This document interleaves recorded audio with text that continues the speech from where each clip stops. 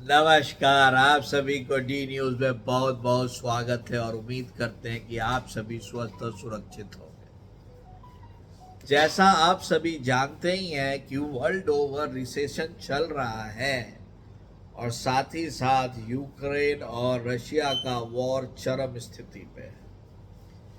लेकिन बहुत सारे देश जो यूरोपियन यूनियन के देश हैं वो यूक्रेन को भड़काने के में कोई कसर नहीं छोड़ रहे और पिछले 2.5 साल से ये कार्य निरंतर चलता जा रहा है। लेकिन क्या आपको पता है कि सिर्फ यूक्रेन को सहायता के चक्कर में यूरोपियन यूनियन की जो इकोनॉमी है वो चरमरा गई है।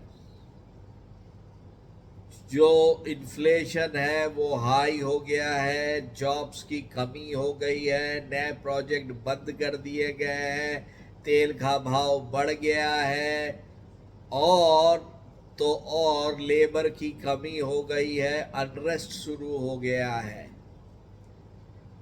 जो यूरोप अपने को हमेशा दूसरे देशों से ऊपर समझता है और अमेरिका के कहने पर यूरोपियन कंट्रीज न केवल यूक्रेन की सहायता कर रहे हैं बल्कि अमेरिका से भारी मात्रा में हथियार भी खरीद रहे हैं। अब एक डेनमार्क जैसा छोटा देश जो बहुत ही शांत देश कहलाता है वो यूक्रेन को F-16 फाइटर दे रहा है,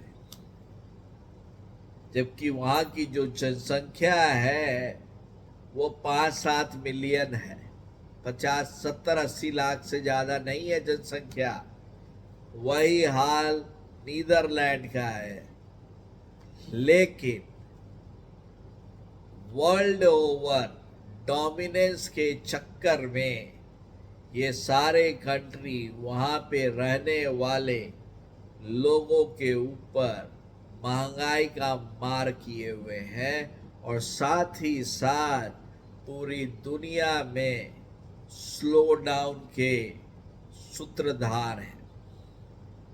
यदि आज देखा जाए तो पूरे दुनिया में एक यूरोपियन यूनियन और दूसरा USA दोनों की इकोनॉमी नीचे जा रही है और उसका जो असर हो रहा है वो वर्ल्ड ओवर हो रहा है।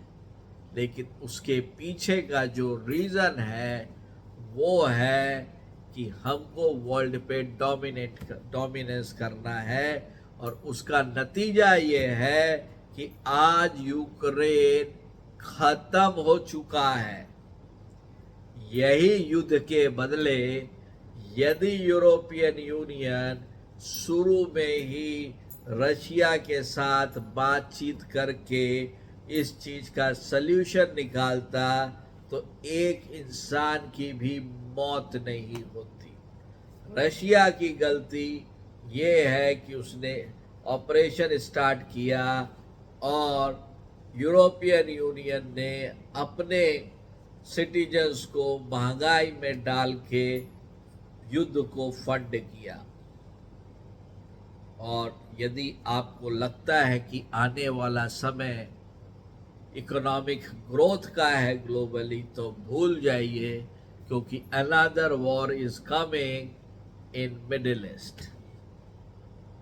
आपका क्या सोचना है कि यूरोपियन यूनियन ने क्या युद्ध को भड़काने का काम नहीं किया? क्या फंड देकर उसको बढ़ाने का काम नहीं किया? सिर्फ और सिर्फ डोमिनेंस के चक्कर में। कृपया कमेंट करें, चैनल को लाइक करें। तब तक के लिए आप सभी को डी न्यूज़ में बहुत बहुत धन्यवाद।